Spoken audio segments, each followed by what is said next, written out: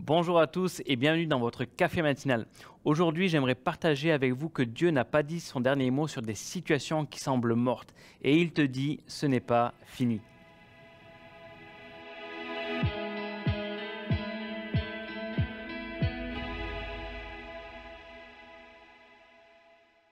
Quelle est la fête la plus importante pour vous?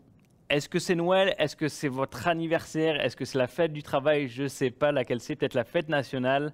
Mais en tout cas, si vous êtes chrétien, normalement, la fête la plus importante pour les chrétiens, c'est Pâques. Pourquoi Pâques? Parce que Pâques nous rappelle que Jésus-Christ est mort pour nos péchés à la croix le vendredi, mais qu'il est ressuscité le dimanche. Le diable pensait qu'il avait réussi son coup, que Jésus était mort et que c'était tout bon. Mais ce n'était pas fini. Les disciples aussi pensaient que c'était fini. Ils sont retournés à ce qu'ils faisaient avant. Mais là encore, ce n'était pas fini. Et en fait, tous pensaient que c'était fini et pourtant, ça ne l'était pas. Pourquoi? Parce que Jésus a vaincu la mort, il est ressuscité et aujourd'hui, il est encore vivant. Amen. Le titre de mon partage pour vous ce matin, il est tout simple, c'est « Ce n'est pas fini ». Et j'ose croire que ça va être une parole d'encouragement qui va raviver votre foi pour certaines situations dans vos vies et elle est pour nous encore aujourd'hui. Ce n'est pas fini. Jésus n'est pas un simple enseignant, ce n'est pas un simple philosophe ou juste un guérisseur ou un prophète. Il est tout ça en même temps, mais Jésus, c'est le Fils de Dieu. Il est le Fils de Dieu et c'est sa résurrection qui rend notre foi vivante et véritable parce qu'il est au-delà du temps, il est vivant et il est ressuscité. D'ailleurs, l'apôtre Paul dira dans 1 Corinthiens 15 au verset 14 « Et si le Christ n'est pas ressuscité, notre prédication n'a plus de contenu et votre foi est sans objet. » Et il a raison, c'est la résurrection de Jésus qui rend la foi vivante et véritable. La bonne nouvelle, c'est que Jésus est ressuscité, on l'a bien compris. Il a rendu l'impossible possible. Et en fait, Dieu est spécialisé dans le domaine des miracles. Il est spécialisé dans le domaine de l'impossible et de la résurrection. Et il désire ressusciter des choses en vous, des choses en nous qui sont peut-être mortes. Et Jésus te dit ce matin, ce n'est pas fini. Je le répète, Jésus te dit ce matin, ce n'est pas fini. Oui, pourquoi? Parce qu'il y a toujours de l'espoir avec Jésus. Et j'espère que vous le croyez ce matin. Et peut-être si votre foi a failli, j'aimerais te le rappeler, il y a toujours de l'espoir avec Jésus. Et alors qu'on est dans une série sur l'évangile de Jean et que je suis dans ce texte-là en ce moment, j'aimerais vous parler d'un texte qui se trouve dans Jean 11 et que vous connaissez certainement, un texte bien connu. Alors que Jésus fait du ministère avec ses disciples, il apprend que son ami Lazare est malade. En fait, il est gravement malade et ses sœurs Marthe et Marie s'assurent que Jésus soit au courant parce qu'elles veulent absolument qu'il vienne et qu'il puisse le guérir parce que dans son ministère, Jésus fait beaucoup de guérisons. Sauf que bizarrement, il semble que Jésus reste là où il est. Il reste là où il est pendant 2 jours littéralement.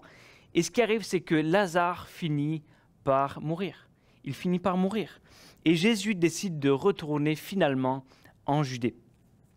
Et je ne sais pas pour vous, mais il semble que des fois, dans nos vies, en tout cas dans ma vie et sûrement dans la vôtre, alors qu'on prie, qu'on crie à Dieu, qu'il y a des situations difficiles dans nos vies, il semble que c'est comme si la situation stagne et même elle empire. Et c'est ce qui est arrivé avec Lazare. Il était malade et il a fini par mourir. Et c'est comme si Dieu ne bougeait pas. C'est comme s'il ne faisait rien, comme s'il se tournait les pouces un petit peu, mais ce n'est pas le cas. Et ce qui peut y arriver, c'est qu'il y a de la frustration qui commence à venir dans nos cœurs. Il y a de l'incrédulité, il y a même du désespoir, il y a de l'incompréhension de « Seigneur, je prie, mais il semble que rien ne bouge, rien ne change et même ça s'empire. » Et même on se pose la question « À quoi bon prier? Est-ce que ça sert à quelque chose vraiment ?» Mais Jésus, lui, n'est pas pris au dépourvu par nos situations et le miracle est possible et j'aimerais t'inviter ce matin à continuer à prier, à ne pas lâcher, parce que Dieu est le Dieu des miracles. Persévère, appuie-toi sur sa parole. Pourquoi? Parce que Jésus dira pour Lazare, que sa maladie servira à montrer la gloire de Dieu. Et Dieu veut se glorifier dans des situations qui semblent mortes dans ta vie. Dieu veut se glorifier. Crois-le et prie-le parce qu'il veut le faire. Et j'aimerais lire dans Jean 11, du verset 20 au verset 34. On va lire un peu la parole ce matin. Et voici, ça va comme suit. Quand Marthe apprit que Jésus approchait du village, elle alla à sa rencontre. Marie, elle, resta à la maison. Marthe dit à Jésus, « Seigneur, si tu avais été ici, mon frère ne serait pas mort. Mais je sais que maintenant encore, tout ce que tu demanderas à Dieu, il te l'accordera. Ton frère reviendra à la vie, lui dit Jésus. Je le sais bien, répondit Marthe, qu'il reviendra à la vie au dernier jour lors de la résurrection des morts. Je suis la résurrection et la vie, lui dit Jésus. Celui qui place toute sa confiance en moi vivra, même s'il meurt. Et tout homme qui vit et croit en moi ne mourra jamais. Crois-tu cela ? Oui, Seigneur, lui répondit-elle. Je crois que tu es le Christ, le Fils de Dieu, celui qui devait venir dans le monde. Là-dessus, elle partit appeler sa sœur Marie. Et l'ayant prise à part, elle lui dit, « Le maître est là, il te demande. » À cette nouvelle, Marie se leva précipitamment et courut vers Jésus. Il n'était pas encore entré dans le village. Il était resté à l'endroit où Marthe l'avait rencontré. Ceux qui se trouvaient dans la maison avec Marie pour la consoler la virent se lever brusquement et sortir. Ils la suivirent, pensant qu'elle allait au tombeau pour y pleurer. Marie parvint à l'endroit où était Jésus. Dès qu'elle le vit, elle se jeta à ses pieds et lui dit, « Seigneur, si tu avais été ici, mon frère ne serait pas mort. » En la voyant pleurer, elle et ceux qui l'accompagnaient, Jésus fut profondément indigné et ému.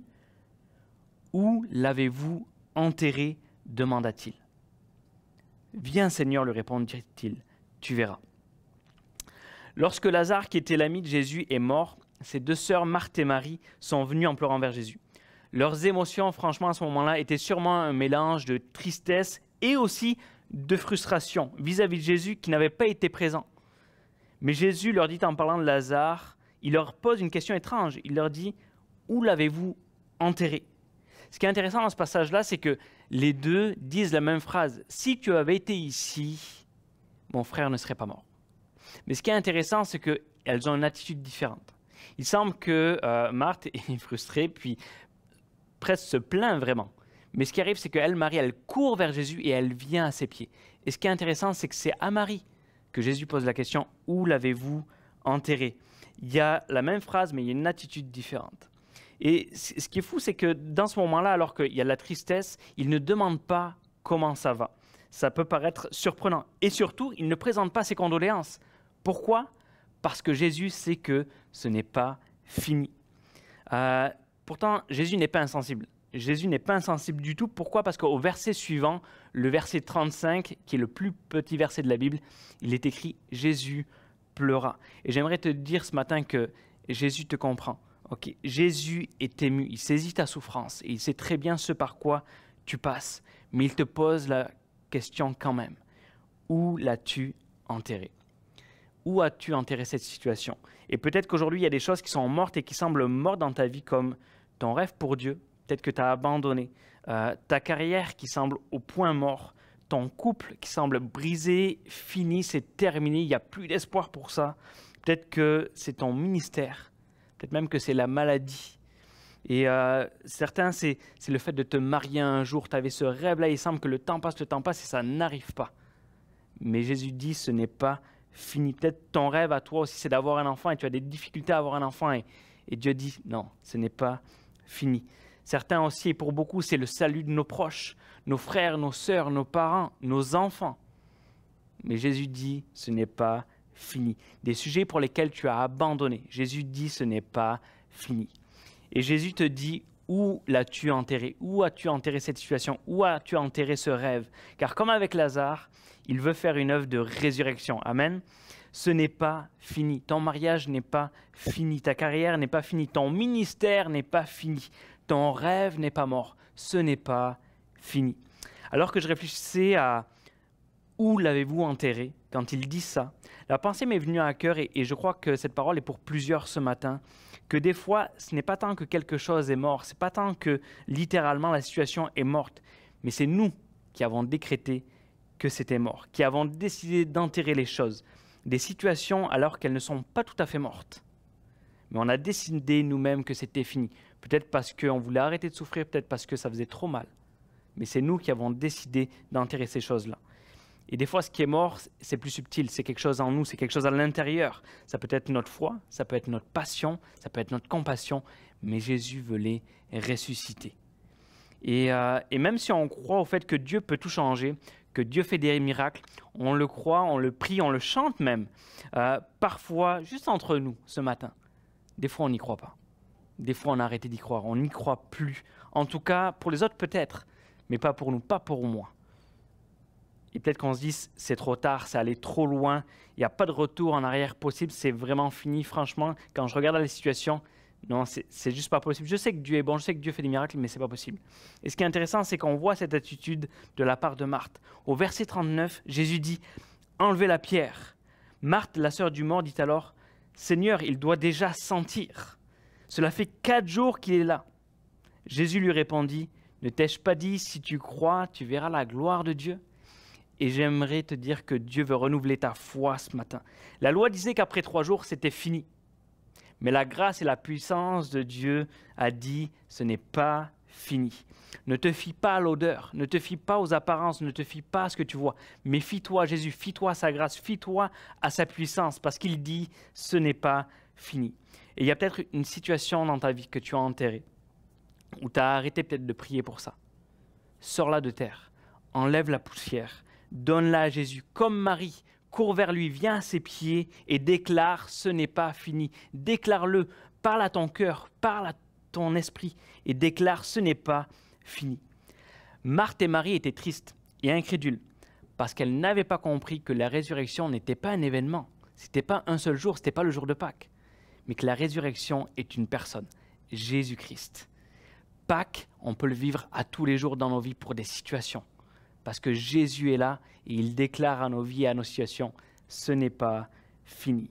D'ailleurs, Jean 11, 25 nous dit, « Je suis la résurrection et la vie, lui dit Jésus. Celui qui place toute sa confiance en moi vivra même s'il meurt. » Jésus est vivant et il continue son œuvre de résurrection dans les cœurs et dans les vies de ceux qui se confient en lui.